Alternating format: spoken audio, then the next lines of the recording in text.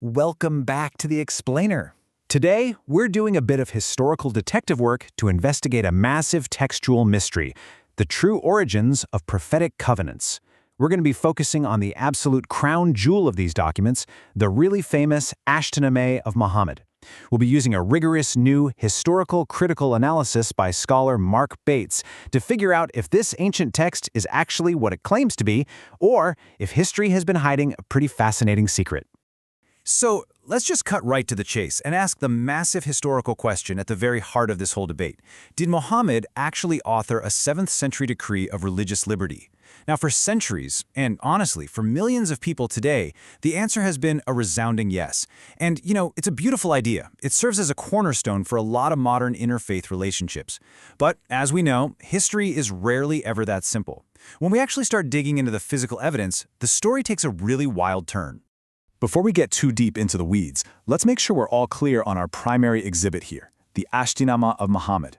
This is a legendary charter of protection that's historically tied to the monks of Saint Catherine's Monastery, which is this isolated ancient fortress way out at Mount Sinai. Supposedly, this document came straight from the prophet himself, and it granted the monks these absolutely incredible permanent privileges. We're talking complete tax exemption, total freedom of worship, a guarantee of military protection, the whole shebang. In the ancient world, holding a document like this was basically the ultimate get-out-of-jail-free card. All right, moving into our first area of focus, 7th century apologetic claims. If you follow modern interfaith dialogues, you've probably seen this. In contemporary apologetics, the Ashtiname and the broader corpus of prophetic covenants are highly promoted. They are passionately championed as completely authentic 7th century decrees of religious freedom. They're pointed to as these early, progressive examples of tolerance coming right from the Islamic prophet, supposedly setting a historical precedent for peace. It's a really inspiring narrative, and that completely explains why these documents are so widely shared, cited by leaders all the time, and deeply believed today.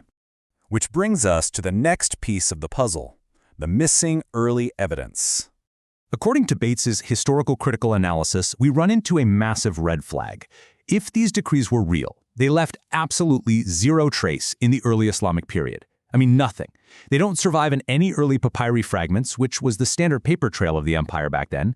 They are totally absent from the earliest sira, the traditional biographies of the prophet. They aren't cited in early hadith collections either. But actually, perhaps most tellingly, they never show up in early fiscal jurisprudence. Think about it. If you have a document granting massive tax exemptions to a major Christian community, imperial tax collectors and lawyers would absolutely be debating it in the historical record. This deafening silence is a huge problem. So if the early evidence is missing, let's shift gears to investigating the surviving manuscripts that we actually do have. Scholars don't just guess here. They run the surviving texts through a rigorous 4-step forensic gauntlet. First, paleographical criteria, literally zooming in on the handwriting styles in ink to see if they genuinely match the 7th century. Second, chronological dating of the physical materials themselves. Third is linguistic criteria, and honestly, this one is usually the smoking gun. Scholars look for anachronistic grammar or later medieval vocabulary. Finding a 14th century Arabic dialect in a supposedly 7th century text is literally like finding modern internet slang in a Shakespeare play. It just doesn't belong. And finally, external attestation, checking when outside sources actually first start mentioning the document. And when you run the surviving versions of the Ashtiname through these tests, the results are pretty undeniable. What this forensic work exposes is a massive gap between modern belief and historical reality. While contemporary apologetics promote these as authentic 7th century decrees, the science tells a vastly different story. The true origins of these prophetic covenants, or at least the surviving physical manuscript versions we hold today, are firmly proven to be late medieval and early modern monastic creations. In the strictest historical sense, the physical documents we possess are forgeries. We're looking at a stark chronological mismatch here. You've got the 7th century, right? That's the claimed origin of the decree.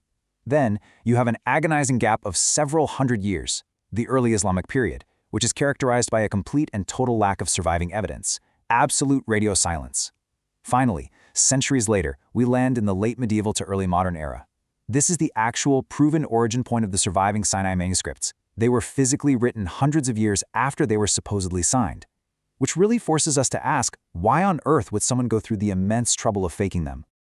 That leads us right into our final section, medieval monastic legal shields. This quote from Mark Bates perfectly captures the deeply human why behind all of this. He notes that Eastern Christian communities sought legal shields against expropriation, taxation, and violence. You see, these texts were forged out of absolute desperate necessity. In a rapidly changing political landscape, transitioning through various medieval empires, these communities were often subjected to crushing taxation and sometimes outright hostility. These highly vulnerable Christian monks needed a trump card to survive. By crafting a document and claiming it was a covenant of protection straight from Muhammad, they created a vital legal shield to protect themselves from local governors. Now, I want to be super clear here. Rigorous academic analysis doesn't just maliciously dismiss these documents and walk away.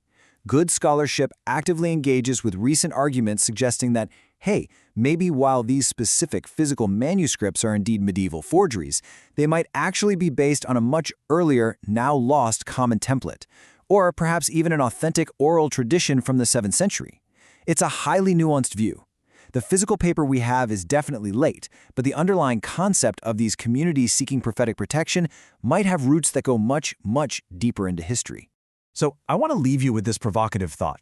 If a historical artifact like the Ashtiname could be forged simply as a necessary means of survival, how many other foundational documents that we take for granted today might actually just be medieval legal shields?